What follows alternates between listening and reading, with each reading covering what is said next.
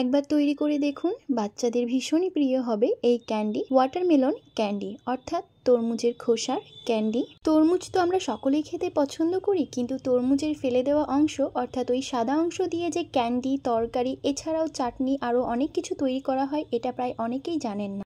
তবে আসুন দেখে নিন এই ক্যান্ডি তৈরি করার পদ্ধতি। আসসালামু আলাইকুম, welcome to Nargis kitchen. Candy তৈরি করার জন্য এরকম সাইজের একটা তরমুজ নিয়েছি। তরমুজগুলোকে ভালো করে কেটে নিচ্ছি এবং এই যে সাদা অংশটা আছে এটা বাদ দিয়ে দেওয়া হয়। এই অংশটা দিয়েই ক্যান্ডি তৈরি করা হবে, তার জন্য লাল অংশ থেকে সাদা অংশটাকে বাদ দিয়ে দিচ্ছি। আর সাদা অংশ থেকে ভালো করে খোসা ছাড়িয়ে নিয়েছি এবং এই সাদা অংশগুলোকে এইরকম সাইজ করে কেটে নিচ্ছি। সাদা অংশগুলোতে লাল অংশ থাকলেও কোনো অসুবিধে নেই, খেতে একটু মিষ্টি হবে, কোনো রকম খারাপ স্বাদ আসবে না, এভাবেই তৈরি করা যেতে পারে। এবার এই যে 1 গ্লাস মতো জল দিয়ে দিলাম এবং ঢেকে 5 মিনিট মতো বয়েল হতে দেব। এই পর্যায়ে খুব বেশি সেদ্ধ করছি না, 5 মিনিট হয়ে গেলেই তারপরে তুলে নিচ্ছি। এই পর্যায়ে খুব বেশি বয়েল করছি না, তার কারণ চিনির সেরাতে আরও 15 মিনিট মতো বয়েল করতে হবে। তার জন্য ছেঁকে তুলে নেওয়ার পরে পরিমাণ মতো চিনি দিয়ে দিলাম। যে পরিমাণে মিষ্টি খেতে পছন্দ করবেন সেই পরিমাণে চিনিটা দেবেন। ভালো করে একটু মিশিয়ে নিয়ে তারপরে ঢেকে রেখে দেব 1 ঘন্টা মতো। ঢেকে রেখে দিলে দেখবেন চিনিটা পুরোটাই গলে এসেছে। এই যে দেখুন, চিনি থেকে পুরোটাই জল বেরিয়ে এসেছে।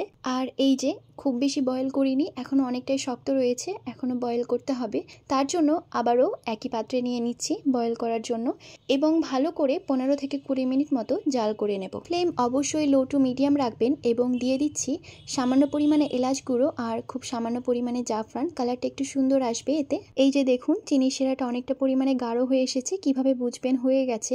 একটা প্লেটে নিয়ে তারপরে একটু ঠান্ডা করে একটার সেরা হয়েছে কিনা দেখে নেবেন। তারপরে দেখবেন এগুলো সেদ্ধ হয়ে গেছে কিনা।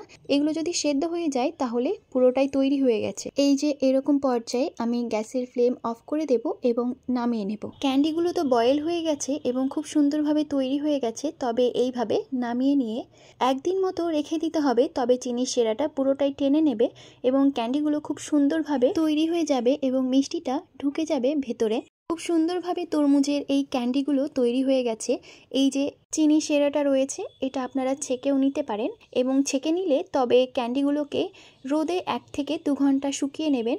তাছাড়া ছেঁকে না নিলেও খুব সুন্দর খেতে হবে। এটা আপনারা 1 সপ্তাহ মতো স্টোর করে রাখতে পারেন, বাচ্চাদের ভীষণই প্রিয় হবে এই ক্যান্ডি। আশা করি আজকের এই ক্যান্ডি তৈরি পদ্ধতি আপনাদের ভালো লেগেছে। যদি ভালো লেগে থাকে তাহলে একটি লাইক করে দেবেন, সাবস্ক্রাইব করে আমার চ্যানেলের সাথে থাকবেন এবং কমেন্ট করে অবশ্যই জানাবেন।